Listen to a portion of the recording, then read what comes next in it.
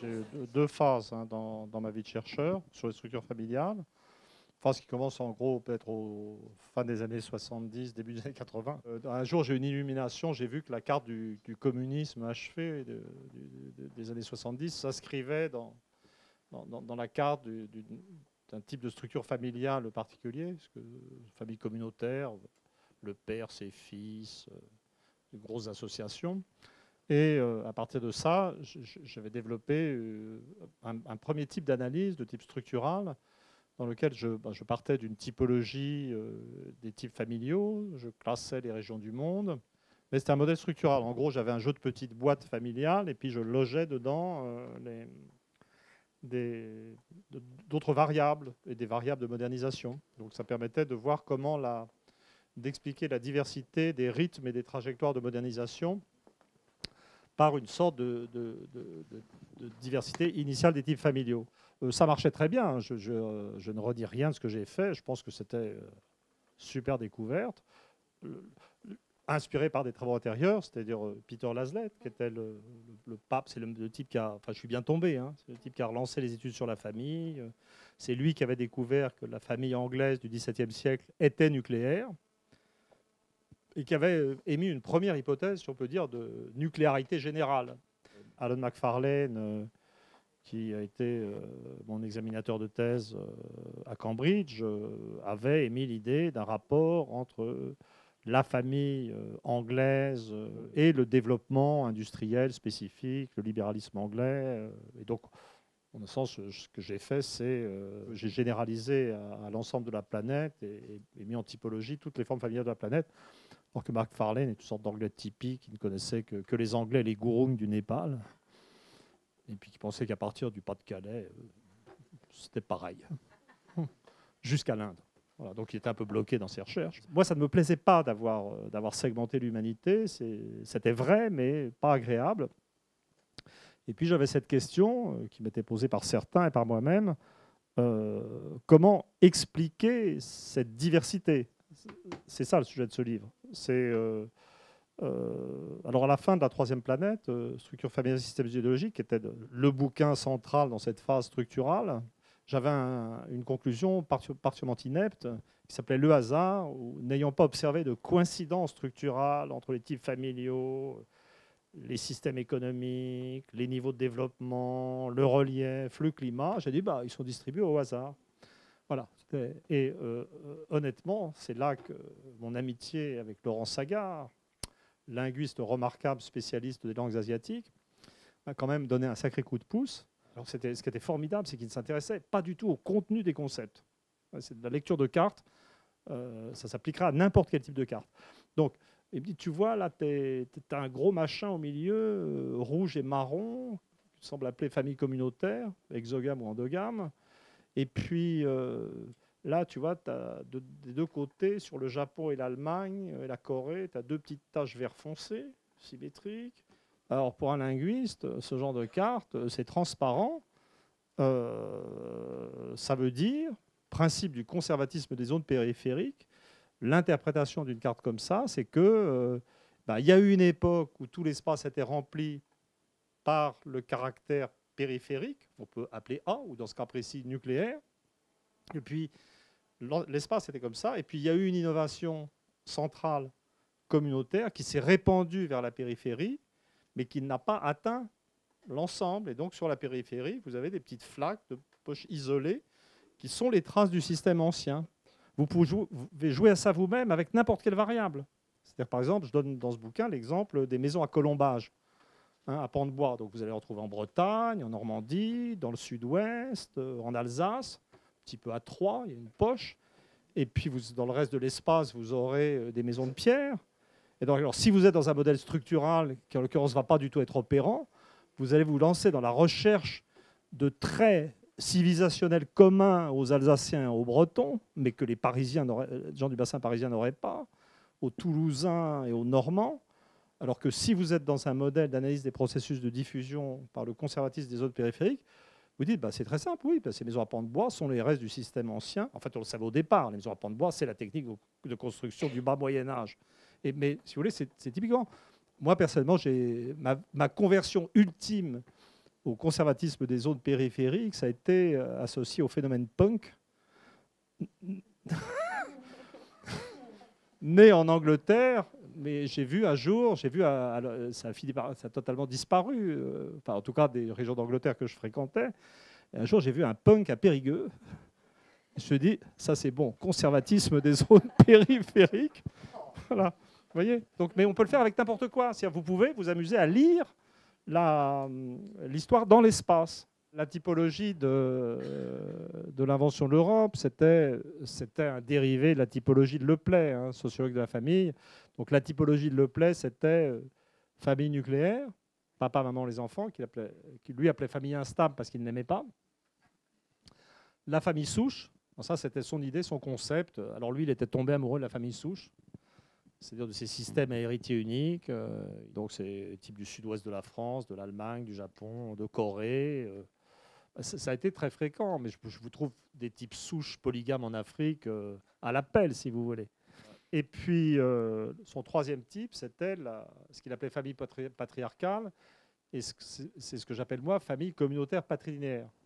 Hein, donc, c'est d'ailleurs le type russe, chinois, ce père, ses frères, etc. Dans l'invention de l'Europe, j'avais dédoublé le type nucléaire en distinguant les modèles français et anglais par la règle d'héritage, puisque la famille nucléaire française du bassin parisien avait une règle d'héritage super égalitaire entre tous les enfants, bien avant la Révolution, alors que les Anglais étaient plus dans l'utilisation libre du testament. Donc j'avais famille nucléaire égalitaire, famille nucléaire absolue. Mais c'était un dérivé de la typologie de Leplay. Et alors, on a fait un article avec Laurent Sagard dans la revue Diogène, et le modèle qui est dans ce livre est beaucoup plus compliqué que le modèle qu'on avait utilisé avec Laurent dans cet article rapide. Donc je définis un échantillon un échantillon principal de 215 populations. J'ai développé une typologie beaucoup plus fine des types familiaux, avec des catégories intermédiaires. Donc en fait, j'ai développé, je dirais, triplé chacun des types, en tout cas les types complexes, en utilisant les concepts de patrilocalité, de matrilocalité, de bilocalité. J'ai aussi complexifié en introduisant des nuances. C'est-à-dire, dans la typologie de Leplay, les couples de générations différentes, soit ils habitent ensemble, soit ils sont séparés. Et donc, avec les notions de corésidence temporaire ou d'habitation à proximité, je vais définir des types intermédiaires. Et évidemment, les types intermédiaires sont très importants. Les types que Leplay a étudiés sont des types déjà très affinés par l'histoire, même si c'est la famille nucléaire. Vous voyez ? Donc, j'aboutis à une typologie à 15 cases. Ouais, enfin, moi, j'ai une conception assez archaïque des sciences sociales ou historiques. Je trouve que c'est, je pense, en termes de lois, d'association de variables fortes. Et si on a des lois, on a une certaine capacité de prédiction. Je vais vous parler de prédiction d'un autre type. Donc, vous voyez le truc, donc vous avez ces trucs de logique de diffusion. Et vous arrivez à un point où vous avez des espaces sur lesquels vous n'avez pas encore trouvé les données.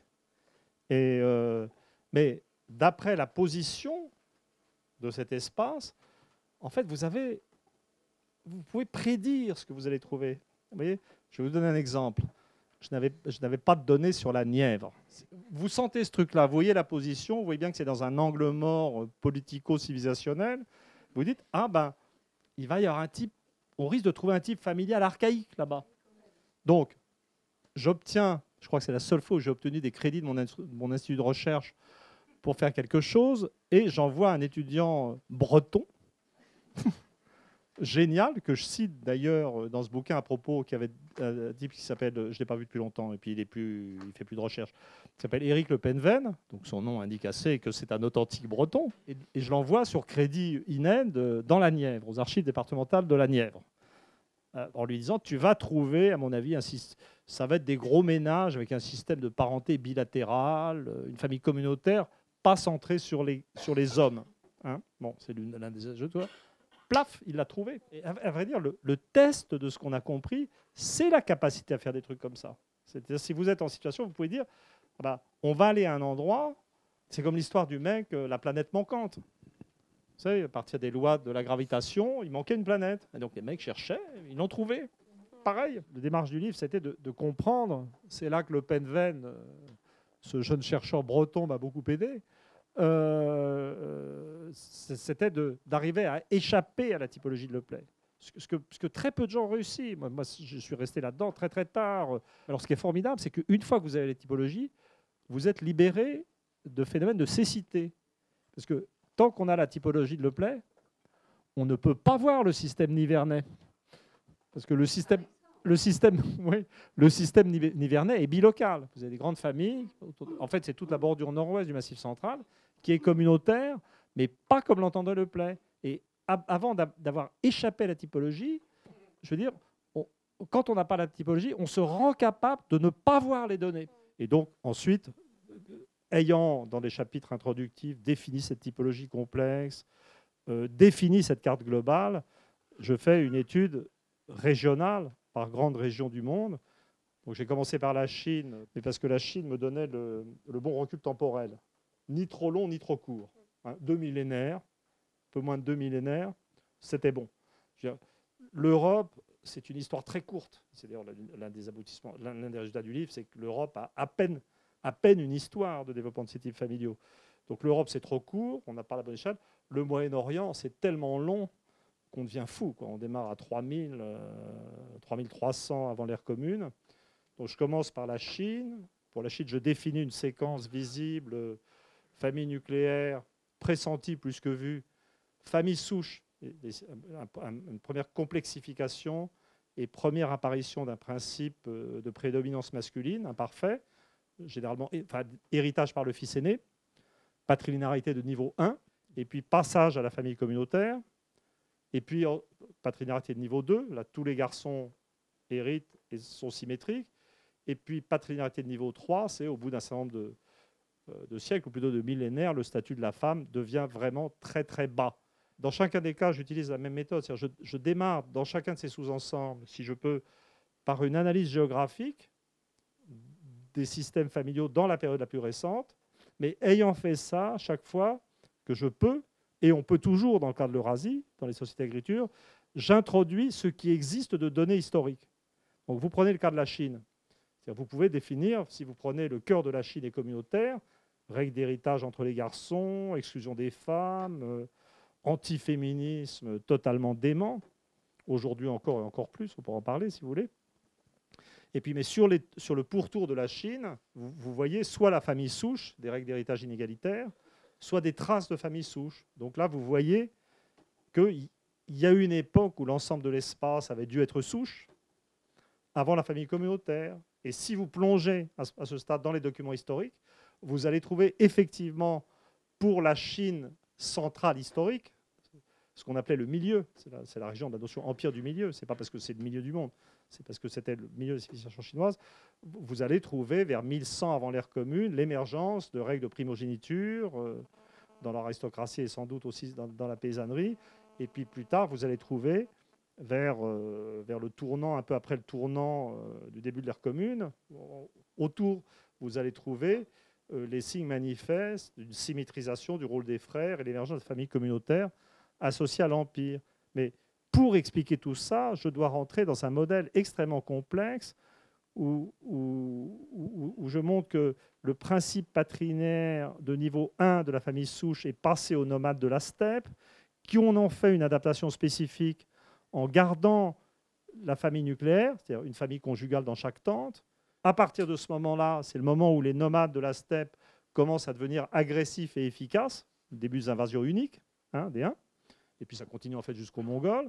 Donc ils envahissent la Chine, et ce que je suppose, et ce que je crois vrai, c'est que le plaquage de cette organisation nomade un peu symétrique sur la famille souche chinoise peut produire les gros blocs communautaires. Et c'est un processus que j'observe aussi en détail dans le cas de l'Inde du Nord, la même séquence, le même rôle des nomades, et d'ailleurs les mêmes nomades. Et alors beaucoup plus tôt dans l'histoire, dans le cas de la Mésopotamie, on peut faire des cartes de la primogéniture en Mésopotamie au 3e millénaire. Donc il y a aussi un gros travail historique. Honnêtement, ce dont je suis le plus fier, c'est la Mésopotamie. Je me suis donné un mal. Vraiment. Mais ça a été un grand moment idéologique pour moi aussi. Bon, j'ai écrit des bouquins dans l'île économique, je parle d'économie. Bon, la politique, je suis à peu près compétent, mais si vous voulez, dans toutes ces sciences, particulièrement en économie d'ailleurs, je veux dire, l'illusion économique n'est pas un livre plus stupide que d'autres quand on voit ce qui se passe économiquement. C'est un livre qui a même une certaine valeur prédictive. J'avais une 309 avant d'avoir ma 306, et c'était le plus bas de gamme.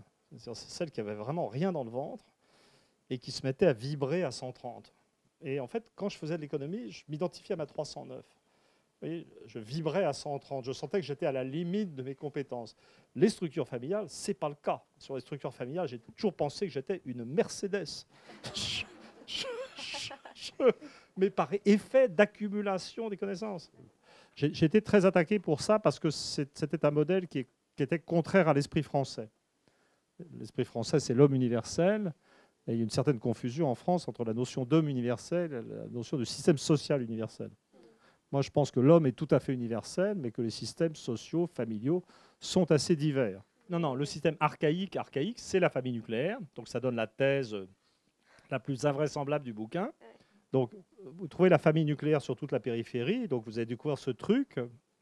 Avec une certaine malice, vous allez constater que les Anglais, producteurs de la révolution industrielle, c'est un système familial qui ressemble beaucoup à celui des aborigènes philippins. Hein? Donc, et donc, petit à petit, vous voyez l'horrible vérité se révéler, l'ineptie de 100 ans, 150 ans de spéculation sur le mystère du décollage occidental. Là, le modèle auquel on aboutit dans ce livre, c'est juste pas ça.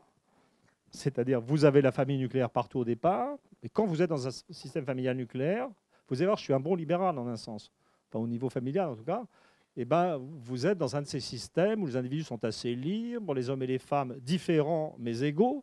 Je pense que c'était le concept familier et accepté par les hommes des cavernes et les premiers agriculteurs.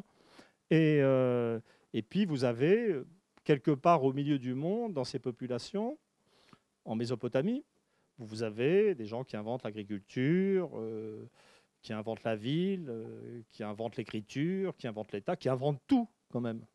En Chine, la même chose, je dirais indépendamment, plus d'un millénaire plus tard. Et puis, vous avez aussi ces populations qui innovent dans le domaine familial, donc qui inventent la famille souche, qui présente encore un certain intérêt économique, puisque ça permet de transmettre les connaissances, les aptitudes, le progrès agricole.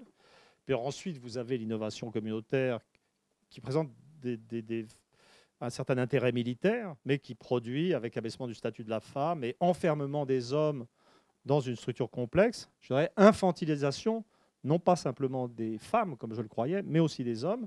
Vous avez petit à petit des sociétés qui s'assoupissent. Donc vous avez l'explication de l'assoupissement du Moyen-Orient, qu'on interprète à tort comme assoupissement du monde arabe, mais la dynamique générale est beaucoup plus large que celle du monde arabe. Assoupissement de la Chine. Et puis voilà, donc vous avez une histoire complète. L'Europe, quid de l'Europe dans ce modèle? L'Europe, elle est au bout du monde, là, ce machin, là, cette péninsule, truc. Donc elle reçoit l'agriculture par diffusion, en provenance du Moyen-Orient. Elle reçoit la ville, l'État, l'écriture par diffusion. Les caractères latins sont dérivés des caractères grecs, qui sont dérivés des caractères phéniciens, qui représentent l'innovation d'un alphabet consonantique sur les franges de la Mésopotamie, où l'écriture cuniforme a été conçue. Et puis, simplement, les Européens, c'est les mecs qui ont parçu la famille communautaire. J'inventerai pas des lois historiques juste pour embêter les occidentalistes. Mais ayant trouvé ça, je ne suis pas mécontent de me moquer dans le contexte idéologique actuel, des gens qui glorifient l'Occident comme porteur de caractéristiques super spéciales. On ne peut pas en tirer uniquement des choses négatives pour l'Occident. Une fois qu'on a dit que l'Occident n'avait pas inventé grand-chose sur longue durée, était juste comme tout le monde au départ, et que la famille sumérienne du départ devait quand même vachement ressembler à la famille européenne actuelle, ça a été écrit par des historiens, par Kramer directement, et on vous pose une question du genre, et quid du décollage de la Chine actuellement? Je me suis entendu répondre, non, le décollage chinois, c'est du rattrapage, puis la Chine reste très antiféministe, visiblement, le système patrinaire n'est pas mort du tout, comme en témoigne l'utilisation de l'échographie pour pratiquer l'avortement sélectif des fœtus de sexe féminin. Il faut qu'ils se débarrassent de ce machin qui a été construit sur des millénaires, d'un système communautaire, anti-individualiste, abaissant le statut de la femme. Et je suis plutôt pessimiste pour la Chine. Moi, le pays dont j'attends beaucoup, c'est l'Indonésie. Parce que l'Indonésie, système nucléaire, alors il y a une déviation matrilocale, statut très élevé des femmes, mais ce que vous avez, c'est une famille nucléaire qui n'est pas pure. C'est-à-dire que au moment du mariage, le jeune couple va passer quelques années dans la famille d'origine. C'est ce qu'on appelle corésidence temporaire. Alors il s'en va quand l'enfant a un certain âge ou quand la sœur suivante se marie. Et puis c'est des systèmes où en général la dernière née récupère les parents. Mais c'est un système qui avait été décrit par Fraser, ethnologue anglais, qui avait été décrit comme famille naturelle. Et c'est effectivement un truc qu'on retrouve. Alors, chez les nomades de la steppe, on va trouver une variante patrinaire de ça. J'ai parlé de l'organisation patrinaire des Huns et des Mongols. Donc là, c'est le dernier des enfants qui va tout garder. Mais dans le cas des Philippines, ce qu'on va trouver, où là, il n'y a pas d'organisation unilinéaire, c'est-à-dire matrie ou patrie linéaire, ou aucune trace de ça, eh ben, c'est quand même un cadet garçon-fille qui va récupérer les parents. Je vais donner un exemple du genre de truc dont je suis content, qui n'est pas dans l'argument principal du livre. Vous allez voir, ça renvoie à rien de ce que j'ai parlé. Des systèmes matrinaires caractérisés, où la transmission des statuts, des biens se fait à travers les femmes, mais ça ne veut pas dire du tout que les femmes sont au pouvoir. Hein? Les femmes ne sont jamais au pouvoir. Les hommes non plus, d'ailleurs. Et donc, il fallait, si on prétend expliquer la distribution des types patrinaires et des types bilatéraux sur la planète, il faut quand même traiter la question. Les systèmes matrinaires existent. Et une chose qui m'est de plus en plus utile dans mes recherches, alors je ne sais pas si je le dérive de Marx, de Hegel ou de Sacha Guitry, c'est l'idée qu'une chose et son contraire sont assez proches finalement. Et que c'est ce qui est à l'extérieur de cette dualité, de ce conflit, qui est vraiment différent. Hein, dans Sacha Guitry, ça va donner le contraire de la vérité et déjà très près de la vérité. Et effectivement, si vous regardez les endroits où se trouvent les systèmes matrilinéaires en Eurasie, vous n'allez pas les trouver sur l'extrême, sur la périphérie la plus lointaine, vous allez les trouver sur une zone frontière entre le bloc central patrilinéaire et puis la périphérie, je dirais, où le système de parenté est resté indifférencié. Donc, par exemple, vous prenez le système Nayar du Kerala. Les Nayars étaient une caste militaire. Hein. Le groupe, c'était la caste dominante, à spécialisation militaire, contrôlant les terres. C'était le pouvoir politique. C'est eux qui fournissaient les roitelets qui se partageaient le Kerala. Mais au-dessus d'eux, sur le plan symbolique et rituel, il y avait des brahmanes Nambudiri. Mais les Nambudiri étaient patrinaires de niveau 1 avec la famille souche. Et d'ailleurs, vous aviez une interaction complexe entre les deux, puisque les femmes Nayars faisaient un premier mariage avec un fils cadet de famille Nambudiri qui les engrossait et qui n'avait pas droit à ses enfants. Et c'est là que vous voyez l'architecture matrinaire. Ce que vous devez imaginer, c'est une réaction du type. Vous voyez arriver des mecs qui sont organisés en disant que c'est les hommes qui sont importants. Et donc, vous avez une population qui réagit en disant non, non, non, chez nous de tout temps, ce qui n'est pas vrai, ce sont les femmes qui sont importantes. Et vous voyez apparaître le système inverse. Alors maintenant, ma fierté sur l'Indonésie. Donc, vous avez une organisation familiale assez standard qui va comprendre la Birmanie, la Thaïlande, le Cambodge et le gros de l'Indonésie. Ce système n'est pas naturel. Je veux dire, il y a vraiment un biais matrilocal, il y a un certain niveau de formalisation. Je me dis, mais comment expliquer ça? Je me dis, la seule façon, c'est essayer de trouver un moment de l'histoire où cet ensemble, je veux dire, avait une unité. Donc on va aller chercher avant l'islam, avant le bouddhisme, qui sont des apparitions tardives. Et qu'est-ce qu'il y avait avant cette diversité? Alors là, vous trouvez quelque chose de commun. Et vous vous rendez compte que un historien qui est décédé depuis longtemps, Cédès, appelait cette région l'Inde extérieure. Parce que c'est une région dont la mise en forme, enfin la première civilisation, était d'origine indienne, jusqu'à la veille de l'implantation de l'islam, du bouddhisme, qui sont permis par l'effondrement, je veux dire, des systèmes antérieurs d'origine indienne. Et là, quand vous rentrez dans la liste de systèmes, vous voyez que c'est une civilisation indienne, hindoue, je ne sais pas comment dire, qui est arrivée par les marchands, les prêcheurs, de façon pacifique, pas du tout par la conquête. Si vous avez compris ces phénomènes de réaction à la patrilinéarité, de différenciation selon les classes sociales, vous pouvez dire, au fond, peut-être ce biais matrilocal qu'on trouve partout, c'est peut-être simplement qu'une sorte de dualité s'est établie, ou de réaction. Donc vous avez une caste supérieure, hindouisée, patrilinéaire, et puis la population, je veux dire, se définit par différenciation et développe, je veux dire, une nuance opposée. Il y a une sorte d'axe universel dans l'histoire humaine, sur l'alphabétisation, le contrôle des naissances, l'émergence de formes politiques à participation populaire majoritaire qu'on peut appeler démocratie, et chose qui fonctionne plutôt mieux avec un droit de suffrage universel. Tout ça existe. Mais par contre, sauter de ça à l'idée d'une planète homogénéisée, c'est marrant, là, vous m'avez fait avancer parce que vous avez employé l'expression autonomisation du politique, ce que je vais retourner simplement comme truc. C'est très bien. Donc, c'est le modèle de la lévitation pour moi. Vous voyez, c'est un espace politique qui se libère de la société. Bon, j'arrête de déconner. Mais là, je ne renvoie pas tant à ce livre qu'à mes recherches antérieures. Donc, moi, j'ai ce modèle d'une diversité quand même.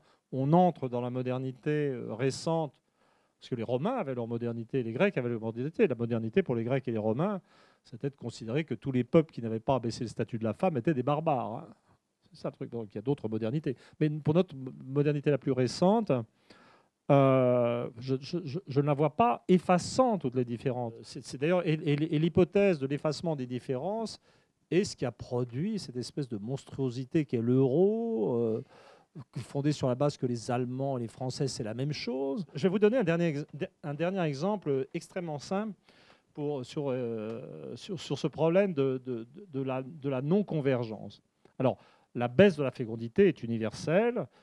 Dès que les gens savent lire et écrire, pas seulement les femmes, mais les hommes, et qui sont confrontés à des problèmes d'alimentation d'eux-mêmes et de leurs enfants, au bout d'un certain temps, il y a baisse de la fécondité, c'est un phénomène universel.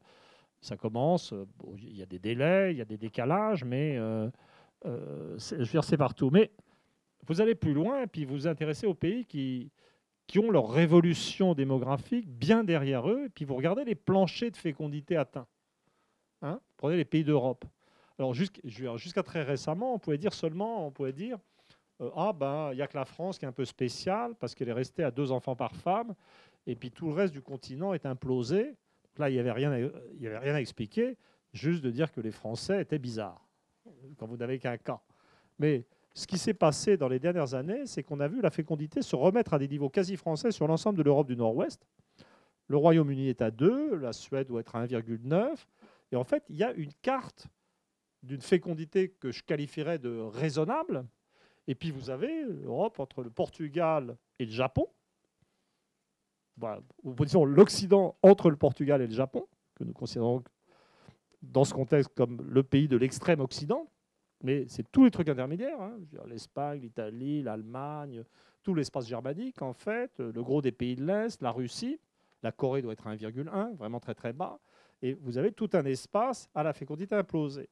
Alors, il y a des irrégularités, il y a des choses qu'il faudrait expliquer. Les principales irrégularités, c'est probablement l'Espagne et le Portugal, et la Grèce, qui sont trop bas, alors que le statut de la femme est plutôt pas mal à l'origine. Mais dans l'ensemble, ce qui caractérise pour un historien anthropologue l'Europe du Nord-Ouest, c'est les régions où le statut de la femme, on est à la périphérie, donc on est dans ces régions où le statut de la femme, en fait, n'a jamais été tellement abaissé. Je sais que les féministes vivent l'émancipation récente comme une nouveauté, mais la vérité, c'est que le féminisme moderne naît d'un terrain où le statut de la femme était déjà élevé.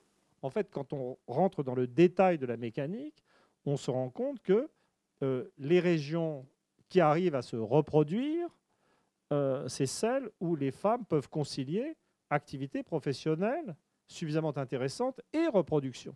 Qu'auraient pensé les chasseurs-cueilleurs qui étaient quelques centaines de milliers si on leur avait dit qu'un jour il y allait y avoir 6 milliards d'êtres sur la planète? Je suis sûr qu'ils auraient été super inquiets pour leurs ressources. Vous voyez? Alors que la vérité, ce qui est intéressant démographiquement, c'est la différence entre pays à basse fécondité et pays à fécondité ultra basse. C'est ça qui indique l'avenir. Et la vérité, c'est qu'il y a maintenant plein de pays du monde dont la population décroît. L'Allemagne a une population décroissante, la Russie est en chute libre, le Japon a commencé à décroître.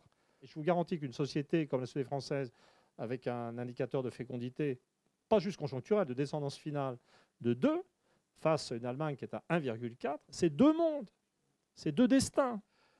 Qu'est-ce qu'il faudrait pour qu'il y ait convergence de toutes les sociétés humaines sur un modèle unique? Une seule chose permettrait ça. Ça serait que quelque part, une société ait découvert le sens de la vie. Le bon, le seul. Hein? Mais en fait, ce n'est pas possible. La vie n'a pas de sens. Donc vous pouvez voir, un anthropologue raisonnable va regarder les divers types d'organisations sociales comme des façons de s'accommoder de ce non-sens avec des règles particulières qui semblent donner un sens. Je vais faire une histoire courte avec des données très complexes. La Bretagne est infernale. Je veux dire, il y a des trucs. Alors, ce qu'avait trouvé Le Pen, c'était un système. Alors, vous allez voir. C'était des familles. Il y avait des règles d'aînesse, mais c'était plutôt l'aîné des filles qui héritaient. Et puis s'agrégeaient aux couples successeurs en corésidence temporaire des petits frères et des petites sœurs. Donc j'ai appelé ça, c'est la 15e catégorie dans ma typologie que j'ai rajoutée parce qu'elle ne correspond à rien, famille souche à corésidence temporaire. En l'occurrence, ça serait matrilocale. Il faut vraiment avoir envie. Alors, il y a une façon de voir la Bretagne familiale sur le mode d'une essence celte. Vous avez trouvé dans les trucs de Marcal des réflexions sur la femme bretonne, sur la celtitude. J'avais un grand-père breton, hein, donc ça n'est pas une critique. Et je n'ai rien contre la celtitude. Et ma mère avait une théorie personnelle. Ma mère avait une forte identité judéo-bretonne et avait développé une théorie universelle de la bonne entente des Juifs et des peuples celtes. Donc elle avait prétendu trouver la trace en Bretagne, à New York. Donc ce n'est pas une critique. Mais moi, je n'y crois pas trop à l'identité celte parce que dans ce modèle, regardez, je suis dans mon modèle centre-périphérie de l'Eurasie. Alors, la Bretagne est sur la périphérie de la France. C'est déjà net. Mais si vous imaginez une carte de l'Eurasie, le caractère périphérique de la Bretagne va être encore plus frappant. Hein? Je pense que c'est visible. Donc, une fois que vous avez ça en tête, vous dites peut-être, si vous avez le modèle, peut-être que la bonne façon de voir les choses, c'est de se dire que, de toute façon, il va falloir partir du principe, alors là, on renverse un peu la logique, hein, on n'est plus dans la constatation de choses, que ce qu'on peut s'attendre à trouver en Bretagne, c'est des types très archaïques. Et donc, qu'est-ce que c'est que le type archaïque? Le type archaïque, c'est le type philippin. Le type philippin, c'est la famille nucléaire, imparfaite, avec des phénomènes de corésidence temporaire, et un groupe de parenté assez vaste autour, mais un groupe de parenté qui ne distingue pas selon qu'on passe par les femmes ou par les hommes. Donc si vous dites, la base, c'est ça. C'est resté comme ça jusqu'à très récemment. Et puis, une fois que vous avez vu que les âges au mariage s'élèvent énormément au XIXe siècle, comme en Irlande d'ailleurs, que vous savez que la famille souche est apparue en Irlande au XIXe siècle, on a tous les textes, toutes les dates, etc., à la suite de la Grande Famine, vous dites peut-être le système breton, c'est simplement que les systèmes souches sont d'implantation très récente. Je veux dire, ça a été dans la noblesse, beaucoup plus tôt. mais ça a commencé à diffuser au moment où les densités de population devenaient insupportables. C'est très récent, c'est au XIXe siècle, et c'est pour ça que vous gardez, associé à la famille souche, des formes de coïncidence temporaire qui sont les traces de formes archaïques. Et puis, en ce qui concerne la déviation matrilocale qu'on observe souvent, en fait, dans les données bretonnes, pas partout, mais souvent, vous pouvez dire, ben, finalement, c'est peut-être comme en Indonésie. La noblesse, elle, avait une organisation patrilinéaire. Et peut-être vous êtes dans un truc de réaction de ce type. Vous voyez? Et voilà.